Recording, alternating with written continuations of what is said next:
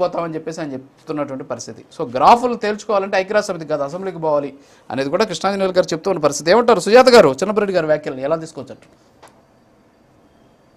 రాజుగారు ముందుగా మీకు అలాగే చిన్నపరెడ్డి గారికి, టీడీపీ అధికార ప్రతినిధి గారికి, కృష్ణాంజనేయులు గారికి అందరికి నమస్కారం అండి. ముందుగా ఈ సందర్భంగా నేను పవన్ కళ్యాణ్ గారి గురించి ఒక మాట చెప్పదలుచుకున్నాను సార్. 79 ఏళ్ల స్వతంత్ర భారతంలో ఇప్పటికీ కూడా చీకట్లో మగ్గుతున్న గిరిజన గ్రామాలకి పవన్ కళ్యాణ్ గారు 17 గిరిజన ఆవాసాలకి గూడెం గ్రామంలో విద్యుత్ సౌకర్యం కలిగించడం జరిగింది సార్.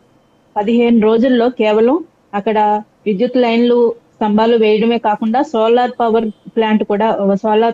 పవర్ కూడా వాళ్ళకి సౌకర్యం కల్పించడం జరిగింది. ఇందుకు ఈ విధంగా మీడియా ద్వారా నేను పవన్ కళ్యాణ్ గారికి కృతజ్ఞతలు తెలుపుకుంటున్నాను సార్.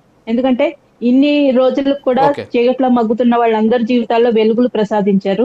అలాగే మొన్న పిఠాపురంలో వరదలకి ఏదైతే గండ్లు పడిన పిఠాపురం కెనాల్ బ్రాంచ్ ఉందో దానికి 2.5 కోట్లతోటి ఇమ్మీడియట్ గా మరమ్మతులు చేయించారు సార్. చేయించడానికి యుద్ధ ప్రాతిపదికన చర్యలు తీసుకున్నారు. దాని ద్వారా 32,500 ఎకరాలు రక్షణ కల్పించబడుతుంది. ఇంకా మీరు చెప్పిన పాయింట్కి వస్తే చిన్నపరెడ్డి గారు వాదన ఎలా ఉందంటే, కృష్ణాంజనేయులు గారిని డిబేట్లు నేను చాలా కాలం నుంచి చూస్తున్నాను సార్. అన్బయాస్డ్ గా ఆయన ఏది ఉంటే అది ప్రభుత్వంలో లోపాలు ఉంటే మొట్టమొదటిగా ఎత్తి చూపించేది కృష్ణాంజనేయులు గారు. అలాగే వైసీపీలో జరుగుతున్న అన్యాయాలను కానీ వాళ్ళు మాట్లాడే విధానాన్ని కానీ తప్పుపట్టే వ్యక్తి. ఆయన చాలా క్లియర్ గా ఒక విశ్లేషకుడు ఎలా మాట్లాడాలో అలా మాట్లాడతారు. మరి ఆయన మాట్లాడిన మాటల్లో ప్రభుత్వం మీద విమర్శలు కూడా ఉన్నాయి. అవన్నీ వదిలేసి కేవలం వైసీపీ గ్రాఫ్ పడిపోతుంది అనగానే చిన్నపరెడ్డి గారు గుమ్మడికాయలు దొంగ అంటే భుజాలు తడుకున్నట్టు ఎందుకంత ఆయన ఉన్నట్టు చెప్పారు. వైసీపీ గ్రాఫ్ పడిపోయింది కాబట్టి పులివెందుల్లో జెడ్పీటీసీ ఎన్నికల్లో ఒక నిదర్శనం, మీకు గత ఎన్నికల్లో వచ్చిన సీట్లు ఒక నిదర్శనం. ఇంకా ప్రజల్లో మీకు మీ నాయకులు కానీ మీరు కానీ వెళ్తుంటే వాళ్ళ దగ్గర నుంచి మద్దతు రాకపోవడం నిదర్శనం.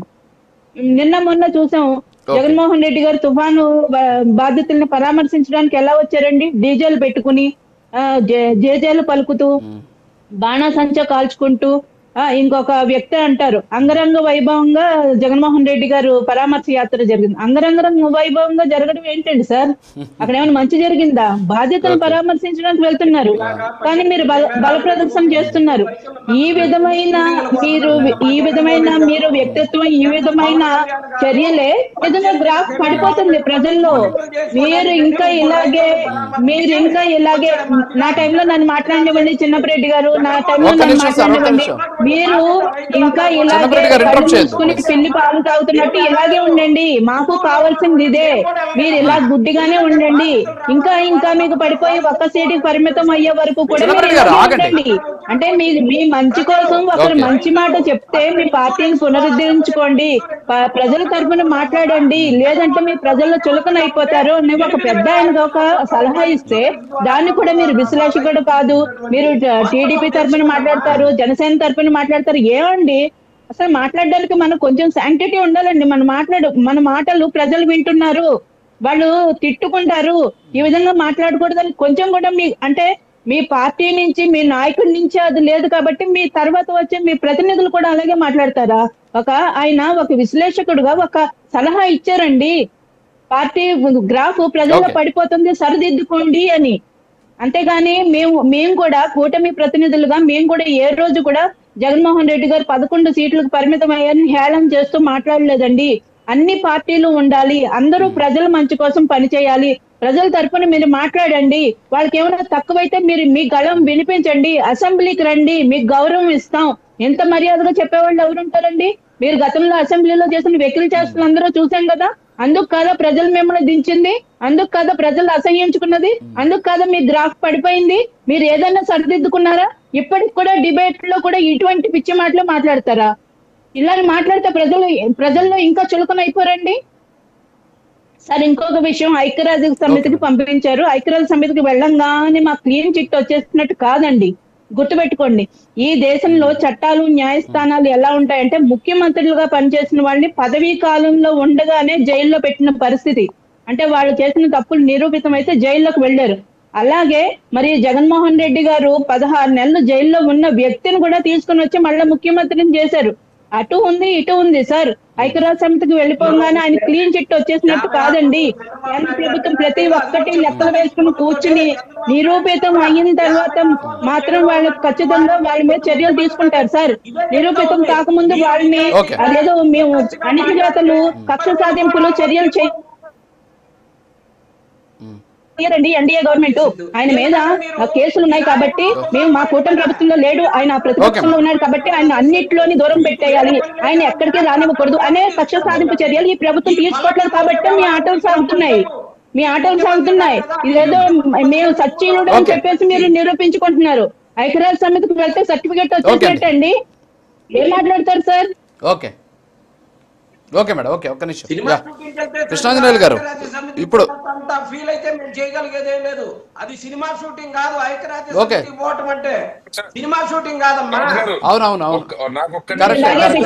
మాట్లాడండి, మీరు ఇలాగే పిచ్చి మాటలు మాట్లాడండి. సినిమా షూటింగ్ ఏదో చూసారు జనాలందరూ, మీరు తొక్కిసలాటలు చూశారు. జగన్మోహన్ రెడ్డి గారు కాన్వాయ్ కింద మనిషి చచ్చిపోవడం చూశారు.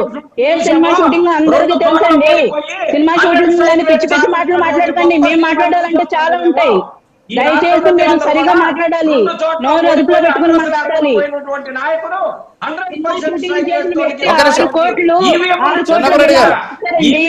విజయవాడ వరదలకి సినిమా షూటింగ్ చేసి 6 కోట్లు విరాళం ఇచ్చారు.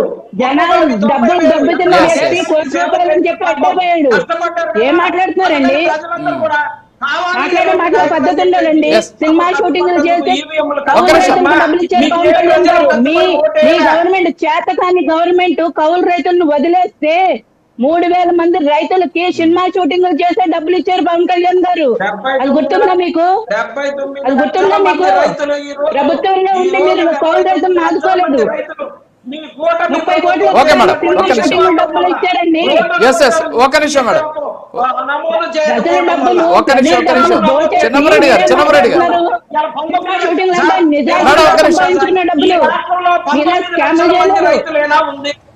ఈ రాష్ట్రంలో చిన్నమరెడ్డి గారు ఆగండి. ఎందుకని వాళ్ళకి 19 లక్షల మందికి వస్తుంది, మిగతా వాళ్ళకి ఎందుకు రావట్లేదు? ఇది చంద్రబాబు నాయుడు గారు పవన్ కళ్యాణ్ గారు ఫెయిల్యూర్ కాదా? ఓకే ఒక్క నిమిషం మోసిన్ గారు మీకు సమాధానం చెప్పండి. మేడం ఒక్క నిమిషం, మీరు కాదు మోసిన్ అహ్మద్ గారు ఆన్సర్ చేస్తారు. రాజు గారు మీరు ఇక్కడ ఏంటంటే మిథున్ రెడ్డి గారు యుఎన్ఓకి వెళ్ళిపోతే ఏదో గోల్డ్ మెడల్ వచ్చేసినట్టు, ఆయన క్లీన్ చిట్ వచ్చేసినట్టు ఏదైతే మాట్లాడుతా ఉన్నారో దాని గురించి చిన్న క్లారిటీ ఇవ్వాలనుకుంటున్నా. ఏదైతే మొన్న వెళ్ళిన యుఎన్ సినిమా షూటింగ్ కాదంటున్నారు, మరి చూడండి దానికి ఆన్సర్ చేయండి. ఐక్యరాజ్య సమితి గారు సినిమా షూటింగ్ కాదన్నారు, సుజాత గారు ఆన్సర్ చేశారు. దానికి సినిమా షూటింగ్ చేశారు కాబట్టే ప్రజలు ఆదుకుంటున్నారని చెప్పేసి. ఆయన వ్యాపారస్తుడు కాదు, అది ఆయన వృత్తి. ఆయన చేసుకోవడంలో తప్పులేదు కదా. క్లీన్ చిట్ ఇచ్చింది 1987లోనే.